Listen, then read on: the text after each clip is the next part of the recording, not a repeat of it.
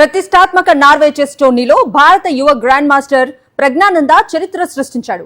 Classical విభాగంలో title సాధించాడు. చివరి రౌండ్ లో జర్మనీ క్రీడాకారుడు విన్సెంట్ కీమర్ పై గెలుపొందాడు. దీంతో నార్వే చెస్ టోర్నీ టైటిల్ విజేతగా నిలిచిన తొలి భారతీయుడిగా ప్రజ్ఞానంద ఘనతకెక్కాడు. 10వ రౌండ్ ప్రారంభానికి ముందు 15 పాయింట్లతో 3వ స్థానంలో ఉన్న ప్రజ్ఞానంద ఫైనల్ రౌండ్ లో విజయం సాధించి 3 పాయింట్లు ఖాతాలో వేసుకున్నాడు. చివరి రౌండ్ వరకు 15.5 పాయింట్లతో టాప్ లో ఉన్న అమెరికన్ గ్రాండ్ మాస్టర్ వెస్లీ 10వ రౌండ్ లో ఫ్రాన్స్ ఆటగాడు అలీ రెజాతో మ్యాచ్ ను డ్రా చేసుకున్నాడు. దీంతో అతను 17 పాయింట్లకు పరిమితమయ్యాడు. దీంతో 18 పాయింట్లతో ప్రజ్ఞానంద అగ్రస్థానంలో నిలిచి ఛాంపియన్ అయ్యాడు. 20 ఏళ్ల ప్రజ్ఞానందకు ఇది 2వ నార్వే చెస్ టోర్నీ మాత్రమే. 7 సార్లు నార్వే చెస్ టోర్నీ విజేతగా నిలిచిన ప్రపంచ నంబర్ 1 మాగ్నస్ కార్ల్సన్ ను ఈ టోర్నీలో ప్రజ్ఞానంద 2 సార్లు ఓడించాడు. తొలి 6 రౌండ్లలో 3 ఓటమి పాలైనప్పటికీ అద్భుతంగా పుంజుకున్న ప్రజ్ఞానంద వరుసగా 4 విజయాలు సాధించాడు.